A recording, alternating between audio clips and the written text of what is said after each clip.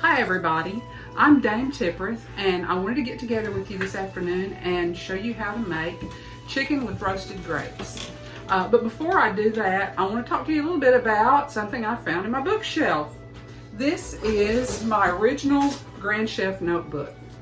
So you can see, wow, I had it all organized. I've got lots of different sections in here. I've got the menu, I've got the prep schedule, I've got some of the special instructions for serving, and then I've got all my recipes in sleeves in the back so that they didn't get messy. So that's been kind of fun to find. But the other thing that I found in that notebook was this. This is the bill of fare for the feast. So we did this at a 12th night feast that the then Shire of Lauderdale put on, and that was January the 9th of 1999, so it's been a while ago. This is kind of fun. It was fun for me to look back at, so I'm going to scan this and put it in the files section on the Kingdom Facebook group. If you're interested and you want to take a look at it, it'll be there for you to look at. So the dish that I'm making for you this afternoon is roasted chicken with grapes. Now this particular dish was a pretty common dish during the Middle Ages and Renaissance. You'll see a lot of period cookbooks that have recipes for this dish in it. There are several things that were fairly common or common to these recipes. It was, as I said, it was always some kind of bird. It might be chicken, it might be some kind of game bird, it could be a swan, it could be a peacock. They were normally roasted whole, and so the fruit was stuffed inside the bird to roast it. There were always grapes involved. There was sometimes honey would be involved, and almost always there was something added to add a little acidity back to the flavor. So it might be verjus, it may be white wine, it might be white wine vinegar. So those are the pretty common things for this particular dish. The dish that we're making today is pretty simple. It's pretty easy to make, and I wanted to find something for you all that would be accessible for maybe a smaller gathering. So if you aren't having that big family gathering this holiday, but you wanted to make something that had that medieval Renaissance flavor, this would be a good dish to do. The ingredients are chicken breasts. This dish uses 5-spice powder. You can get a commercial 5-spice powder if you like, or you can make one of your own. Generally, this spice blend will have cinnamon, ginger, cloves, anise, and nutmeg in it. So, as I said, you can get a commercial one or you can make one of your own. You're also going to use paprika. You can use either sweet paprika or smoked paprika, just whichever you prefer. You're also going to use salt and pepper in it. You're going to need either some olive oil or some melted butter. And you're also going to need some fresh rosemary. As I said earlier, many of the recipes call for some kind of sweetener, maybe honey, and something to bring that acidity. For this recipe, we're going to use, as I said, honey, and we're going to use white wine vinegar. So to prepare your chicken breasts, you're going to first brine them. And brining is pretty simple. You take a good sized container, you put some warm water in it, and you dissolve about a 1/4 cup of salt in it. Put your chicken breasts in there and let them soak for about 30 minutes. This is a really important part of the recipe. It keeps those chicken breasts really moist, makes them tender. So I encourage you to make sure you do this part of the recipe. After your chicken breasts are brined, you want to take them out, you want to pat them dry with a paper towel. You're going to put them on a cookie sheet.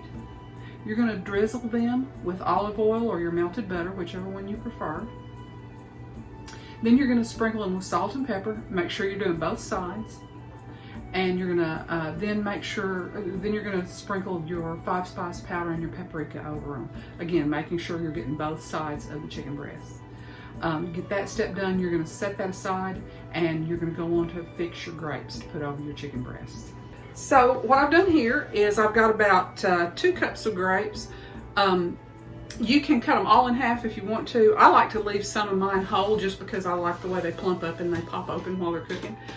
So you've got, like I said, about 2 cups of grapes here.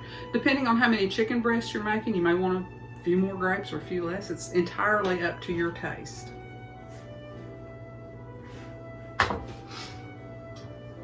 The next thing we're going to do is we're going to put a quarter cup of honey in with our grapes.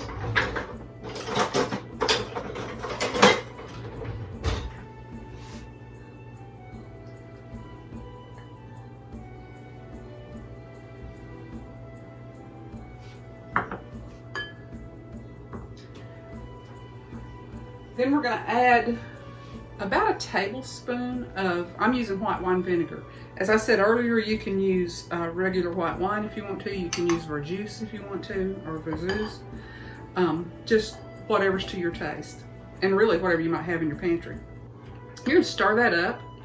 So yes, you're coating your grapes with honey. Then you are going to put this over your chicken breast. Doesn't have to be real fancy, but you do want it poured over your chicken breast.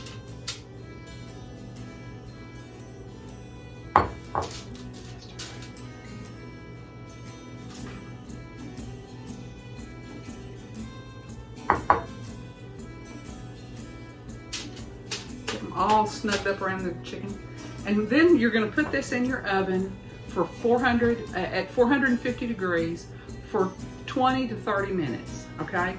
You need your chicken breast to be 165 degrees internal temperature, so I always take the temperature of my chicken breast because I don't like undercooked chicken. We don't want that. So 165 degrees is what you're shooting for. Hi everybody. It is time to take the chicken out of the oven, so here we go.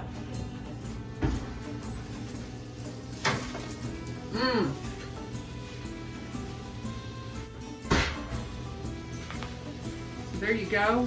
Ooh, we got a little burn in there with the juices that ran off, but otherwise we've got some roasted chicken with grapes.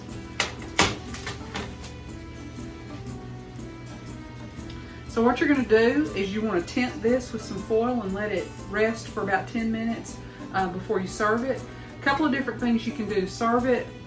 You can serve the breast whole if you want to. These breasts, as I said earlier, are pretty good size, so what I might do is slice them kind of on the diagonal and lay them out on a dish to serve them. Lots of different ways you can serve this.